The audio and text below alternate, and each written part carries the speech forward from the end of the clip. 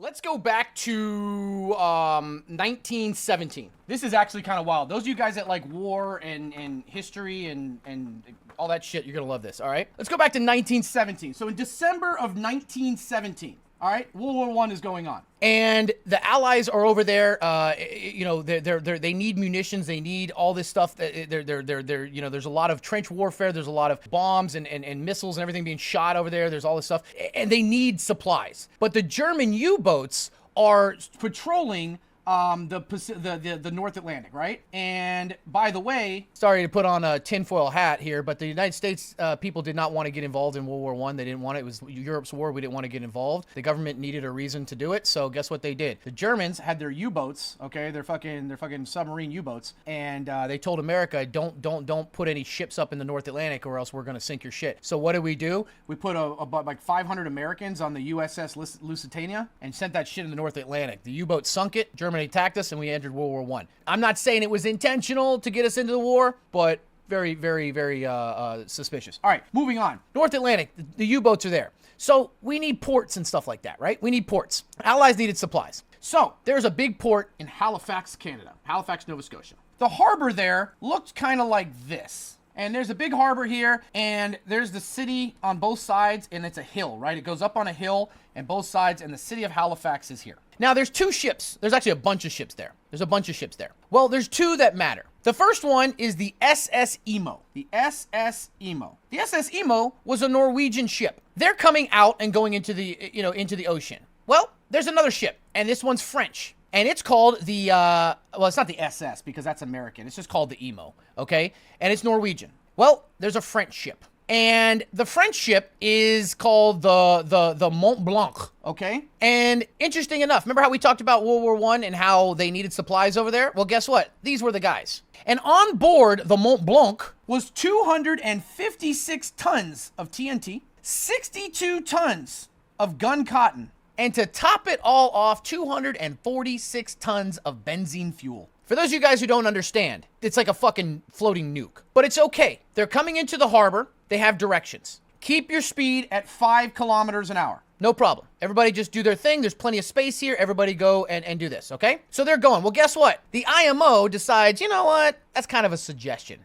We're gonna rank it up to about 10, 12, 13 kilometers an hour. Well, there's a bunch of submarine nets here, because you got to catch those, remember I was talking about the German subs? So the IMO and the Mont Blanc are, if they're both going 5 kilometers, they have enough room to come around this way. Well, the IMO's speeding, and they're heading right towards the Mont Blanc. So the Mont Blanc radios them and says, bro, you need to slow the fuck down. You need to slow the fuck down, okay? Just slow the fuck down. You're going too close to us, and we don't have enough time. They don't respond. They either did, I can't remember if they didn't respond or they were just like, oh, we're fine or whatever. So the Mont Blanc decides, you know what? Let's just hug the coast a little bit more. So they move over here a little bit to the coast. Well, the IMO still coming. Well, these guys realize they don't have enough room to not hit this. They got to go around. So what does the Mont Blanc do? They cut their engines and they start like drifting. Well, they realize they're not going to be able to get out of this. So the captain of the Mont Blanc actually does something that works. He cuts it to the left. He cuts it starts steering to the left. And because he's got enough space, he's actually going to clear. He's actually going to clear, and he's on a trajectory to go to the other side here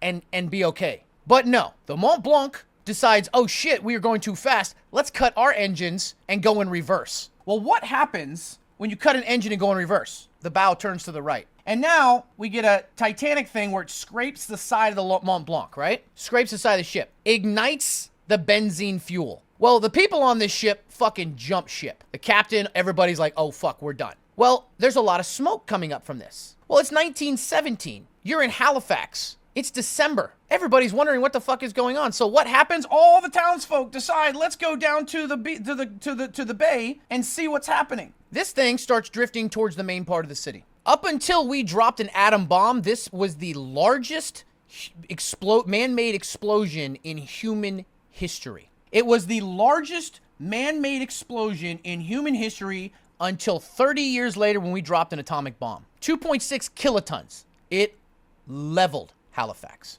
Again, the largest man-made explosion before the atomic bomb. It burned at 5,000 degrees Celsius. Every single building within 1,000 meters, gone. Just wiped the fuck out. 12,000 other homes that weren't within that radius were damaged, most of them beyond repair. 2,000 people died. That may not sound like a lot today, but that was a lot, especially in a smaller city, a smaller town like this. Okay, just boom. They found pieces of the Mont Blanc 5 kilometers away. I'm using KM because I know you guys are Canadian. 5 kilometers away, they found pieces of the boat. It shook buildings 100 kilometers away. It was knocking shit off the shelves 100 kilometers away. And the sound of this explosion was heard up to 400 kilometers away. That's how fucking big this thing was. This has just never been seen before. This had never been seen before. And the fact that Halifax and the harbor were on 2 hills with the water in the bay, it just fucking took everything. Now, this is a very tragic story. It's kind of a wild history story. But there is one bright spot. There is one bright spot. Up on the hills surrounding Halifax were train railroads. And there was a lot of inbound and outbound trains that come in and out of Halifax. It was a major port at the time. And there was one guy up there, okay? I think he was a little bit closer. Maybe he was down here or whatever.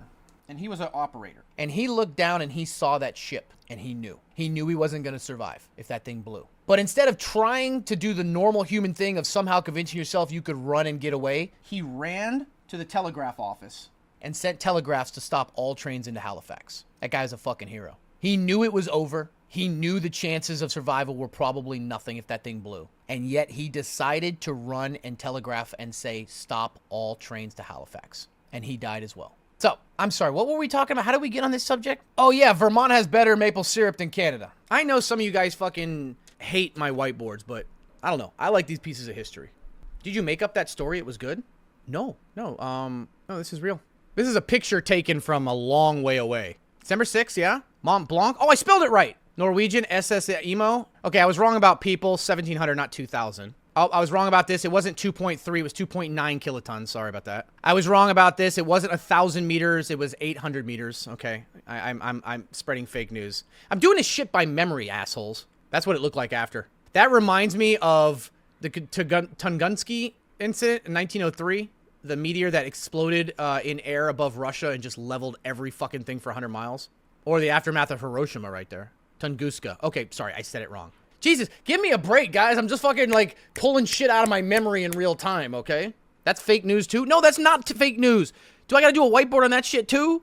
One good thing is that it says the many eye injuries resulting from the disaster led to better understanding of how to care for damaged eyes, so I guess there's a small W. I think you guys think I made up the story about the railroad guy. Vincent Coleman, there you go. A railroad worker, train dispatcher Vincent Coleman died during the Halifax explosion after sending a final telegraph message to stop an incoming passenger train. Coleman remained at his post, Pier 6, to warn the train, which carried hundreds of people, of the danger. Yep. Fuck you. That's like a 90% hit rate on that shit. 10% L? Fuck you, man. You guys are fucking dicks.